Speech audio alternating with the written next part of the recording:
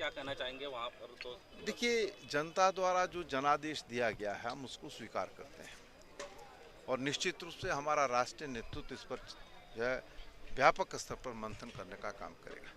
लेकिन बिहार चुनाव में जो बातें उभर करके आ रही है, जहां पर आपने और हमने देखा कि बड़े लो मार्जिन से हार जीत हुई है, वहाँ जो रिटर्निंग ऑफिसर होता है वो बधाई किसी और प्रत्याशी को देता है, जब क्या नाम है सर्टिफिकेट देने की बात आती है तो दूसरे को दे देते हैं। तो इस तरीके से अगर लोकतंत्र की हत्या होगी तो मैं समझता हूँ ये लोकतंत्र के लिए शुभ संकेत नहीं आप है। मानते हैं कि बिहार चुनाव में धांधली की गई है? अरे मैं नहीं मान रहा हूँ तो आप भी मान रहे हैं, आप ही लोग उजागर कर रहे हैं। अगर आप लोग उजागर नहीं करते हम तक बात कहाँ से आती। निर्वाचन आयोग के पास गए, चाहे बिहार के अंदर हो चाहे दिल्ली के अंदर हो, लेकिन वो तो मोदी जी के जेब में है।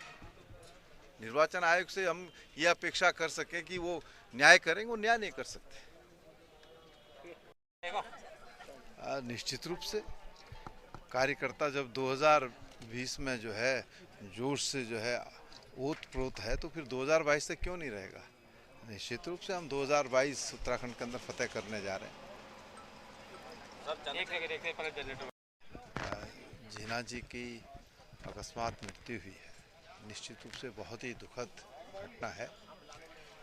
और जीना जी के साथ जो है जब सरकार में तब वो विधायक थी तब भी काम करने का अवसर मिला, और आज बीजेपी की सरकार है हम विपक्ष में तब भी कार्य करने का अवसर मिला। बहुत ही हमारे एक ऐसे साथी थे जो सदन के अंदर भी जो है चाहे प्रदेश की बात हो या क्षेत्र की बात उसको उठाने का काम करते थे, और हमें लगता नहीं था कि इतनी छोटी उम्र में, इतनी कम उम्र में वो हमारे बीच से जो है चले जाएंगे। लेकिन ईश्वर की जो चीज़ रची हुई है उससे कोई लड़ नहीं सकता है। मैं तो ईश्वर से प्रार्थना करता हूँ कि उनको ईश्वर अपने चरणों में वास दे और शोक संतप्त परिवार को ईश्वर इतनी शक्ति दे कि वो इस गहन दुख को जो है वहन कर सके। सर, प्रदेश की कानून व्यवस्था के बारे में क्या कहेंगे कि जो है एक जो है विधायक को धमकी मिलती है और उस पर कार्रवाई नहीं हो पाती है?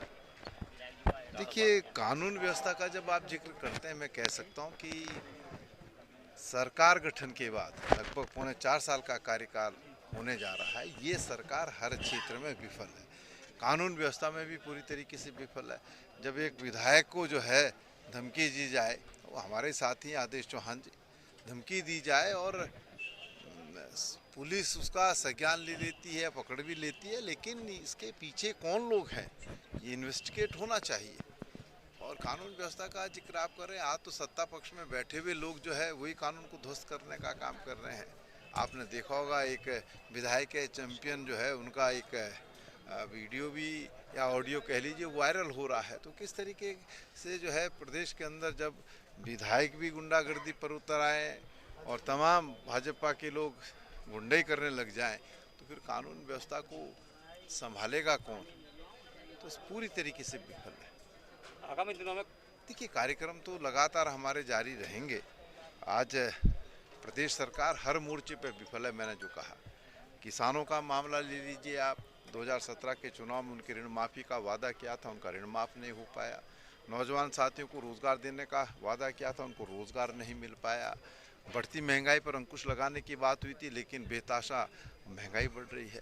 कोरोना के इस कार्यकाल में सरकार पिंजरे में कैद है और इस लड़ाई से सरकार को लड़ना चाहिए था, वो पूरी तरीके से इसमें विफल साबित हुई है। अर्थव्यवस्था चौपट है और साथ साथ में जो है आप देख लीजिए, मैंने कहा कि विकास अवरुद्ध है।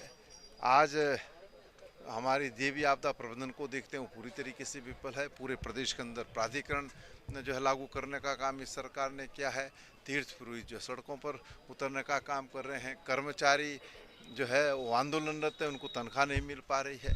और किसानों के परिप्रेक्ष्य में मैं कहना चाहता हूँ कि जब ये काला कानून लाया गया जिसका किसान विरोध कर रहे हैं, तो उसमें कहा गया था एमएसपी का जो है कहीं पर जिक्र नहीं है, लेकिन फिर भी भारत सरकार ने 1888 रुपया जो है उसका समर्थन मूल्य धान का जारी किया था, लेकिन नहीं मिल पा रहा किसान को। किसान तो आज विवश है, वो फसल को लेकर के जो है जब बाजार में आ रहा तो 1200 रुपये, 1300 रुपये, 1400 रुपये तक उसकी फसल के दाम मिल रहे हैं। तो ये तो जब कानून बनने के बाद ये हाल है, तो उस कानून मैं अगर कोई आवश्यक परिवर्तन करने की आवश्यकता थी, किसानों के हित में उसको बनाने की आवश्यकता थी, तो उसमें मैं समझता हूँ कि सरकार उसको चर्चा करानी चाहिए थी। सेलेक्ट कमेटी को जो है भेजना चाहिए था, ताकि और भी बेहतर जो है कानून बन पाता। लेकिन हठधर्मिता पर है और मनमर्जी के अनुसार जो है कार्य कर रहे हैं। तो ये तो सिर्फ जुमलेबाजी हो रही है। एक देश में जुमलेबाजी कर रहा और इत्तेफाक से एक हमारे प्रदेश में भी जो मुख्यमंत्री हुई जुमलेबाजी करने का काम कर रहे हैं। लेकिन निश्चित रूप से कार्यकर्ता जब 2020 में जो है जोश से जो है ओत प्रोत है, तो फिर 2022 से क्यों नहीं रहेगा। निश्चित रूप से हम 2022 उत्तराखंड के अंदर फतेह करने जा रहे हैं। क्या कहना चाहेंगे वहाँ पर? तो देखिए, जनता द्वारा जो जनादेश दिया गया है हम उसको स्वीकार करते हैं और निश्चित रूप से हमारा राष्ट्रीय नेतृत्व इस पर जो है व्यापक स्तर पर मंथन करने का काम करेगा। लेकिन बिहार चुनाव में जो बातें उभर कर के आ रही है, जहां पर आपने और हमने देखा कि बड़े लो मार्जिन से हार जीत हुई है, वहां जो रिटर्निंग ऑफिसर होता है वो बधाई किसी और प्रत्याशी को देता है, जब क्या नाम सर्टिफिकेट देने की बात आती है तो दूसरे को दे देते हैं। तो इस तरीके से अगर लोकतंत्र की हत्या होगी तो मैं समझता हूँ ये लोकतंत्र के लिए शुभ संकेत नहीं है। आप मानते हैं कि बिहार चुनाव में धांधली की गई है? मैं नहीं मान रहा हूँ, तो आप भी मान रहे हैं, आप ही लोग उजागर कर रहे हैं। अगर आप लोग उजागर नहीं करते हम तक बात कहाँ से आती। निर्वाचन आयोग के पास गए, चाहे बिहार के अंदर हो चाहे दिल्ली के अंदर हो, लेकिन वो तो मोदी जी के जेब में है। निर्वाचन आयोग से हम ये अपेक्षा कर सकें कि वो न्याय करेंगे, वो न्याय नहीं कर सकते।